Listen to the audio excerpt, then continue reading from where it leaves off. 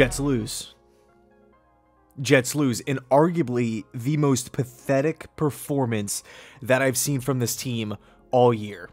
Given the context of where we're at in the season, the playoffs were still in reach. I know it was a long shot, but the Jets had an opportunity to make the playoffs. The path was clear. Win out, of course, it's a lot easier said than done. I totally get that. But despite the Dolphins losing to the Packers last week, despite the Patriots losing to the Bengals, despite a 4-game losing streak and going winless in the month of December when the games matter the most, the Jets dropped the ball 4 straight times, 2 of which somewhat understandable. You know, Minnesota Vikings 13-win team. It came down to one last play at the end. Buffalo Bills, you know, again, 13-win team. I can understand, I get those losses, but the Lions game, the Jaguars game on Thursday Night Football, and now to come out, again, despite the losing streak, despite, you know, everything, the football gods working in the Jets' favor here, all of that, and this is how the Jets look with the playoffs on the line. It's just, to me, inexcusable. You know, before the season started, my goal was 7 wins. The Jets hit that number. That's what I thought the Jets were going to get. And I am happy with that, right? The Jets are going in the right direction. They have young core pieces all over the place, offensively, defensively. It seems like the culture is starting to figure itself out a little bit compared to, you know, the end of the Bulls era, you know, obviously the Adam Gase era as well. The Jets are going places. They're going in the right direction, but I mean, these performances here are just, they're just flat out disgusting. The phrase that kept repeating in my head throughout the course of the entire game, the wheels have fallen off. The wheels have fallen off this Jets team. The month of December, you know, yes, they started out hot. They had some crazy wins on the road in Lambeau and Denver and Pittsburgh. That stuff's all great. But the wheels have completely fallen off this football team. Just, it's loss after loss after loss after loss. Five straight losses. Collective effort, collective failure today by this Jets squad. I mean, once again, the mistakes kill this team, offensively, defensively, on special teams. Let's start with the coaching staff first, because this to me was the most disappointing of the entire day. Just the game plan going in, knowing that it's a must win, knowing that the Jets had 10 days, they had extra time to prepare for the Seattle Seahawks, and one team looked like they were fighting to get into the playoffs. The other looked like a 3-win squad. A 3-win squad. The offensive game plan was, it just didn't seem like there was one, to be honest. It just didn't seem like there was an effective plan put in place. It was just like, let's just call this play. It didn't work. Let's call this play. It didn't work. Let's just try this one. It was just, there was no cohesiveness to the offensive game plan. There was no rhythm whatsoever. From a coaching standpoint, Mike LaFleur's play calls really drove me up a wall. At times, I did like some of them, but throughout the course of the game, I just found myself asking the question, what was that call? What are we doing here? What are we doing here? You know, some of the decisions, like, you know, being in the second half and opting to try to make a 57-yard field goal in the third quarter when we passed up on one earlier on in the first half, just a little confusing there. You know, fourth quarter, down 14 points. It's a 4th and 2 and we're punting. The playoffs are on the line here. Yes, it's not just winning you're in. They got to go down to Miami next week and, you know, take care of business. They got to hope for a Pats loss. I get that. I get that completely. But don't just, you got to give yourself a fighting chance, man. 4th and 2. You're down 14 points in the 4th and you're punting the ball away. Just the coaching. And then just coming out flat. It just didn't seem like the Jets were prepared whatsoever going into the game. Cross-country flight. I get that jet lag might be in play here, but you know what? At the end of the day, this is the NFL.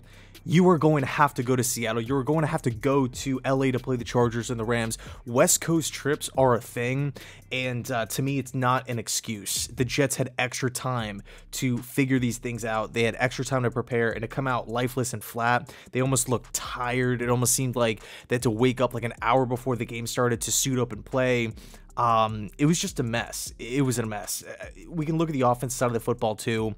Mike White's of course, and this does, branch off of Mike LaFleur's bad game plan going in and bad play calls throughout, but Mike White made poor decisions with the football, was not accurate.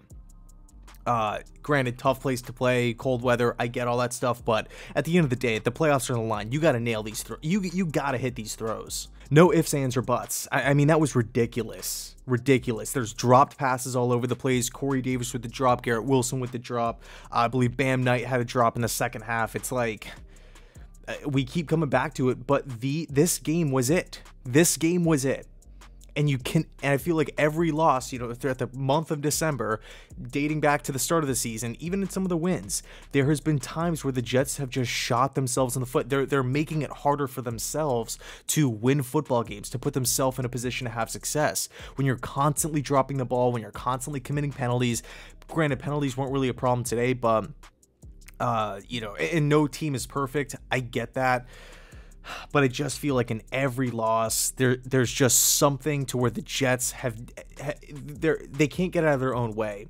There's one major detriment that's just holding the team back, and they're doing it to themselves.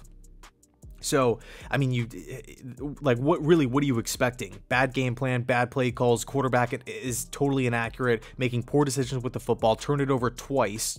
2 interceptions, just one of which was at the beginning of the game, just lofting it up in a double coverage. I mean, it's just inexcusable. It's inexcusable. This is not preseason football. This is not week 2, week 3, week 4. This is week 17 with the playoffs on the line. And the Jets are, struggling against the Seattle Seahawks team to get two scores. Think about this for a second, too. The Seattle Seahawks are not a good defense defending against the run. The leading rusher was Ty Johnson with 46 yards, 8 carries. Why didn't the Jets run the ball? Because they're down so early in the game. They just came out so flat.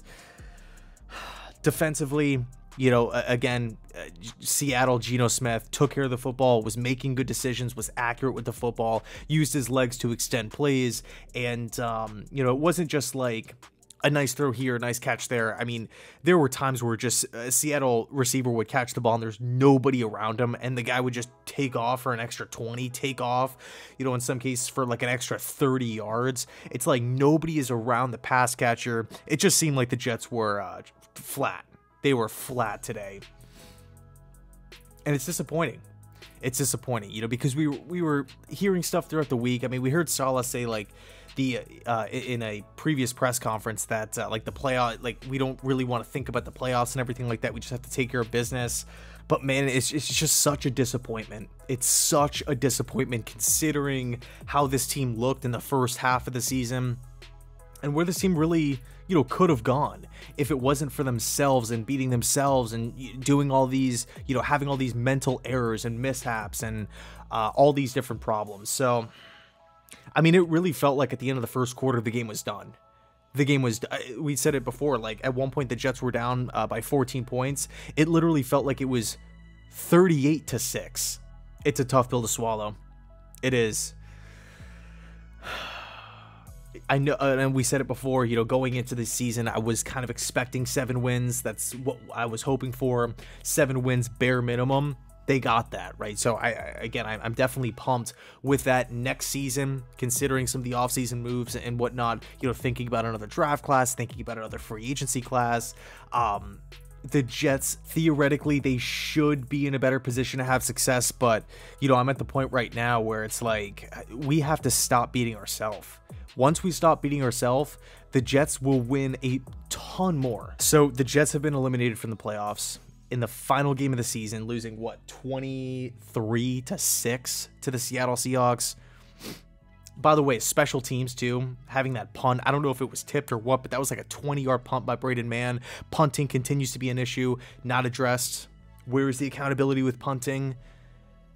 Whether it's a punt return, whether it's, Braxton Berrios letting the ball go over his head, whether it's just a bad punt by Braden Mann, it's just like special teams, we got to get it figured out. We got to get it figured out. It's ruined games for the New York Jets. Like those games against the Patriots, special teams has been a major problem. I'll leave it there. Let me know your thoughts down below in the comment section. Thanks so much for watching, and as always, go Jets.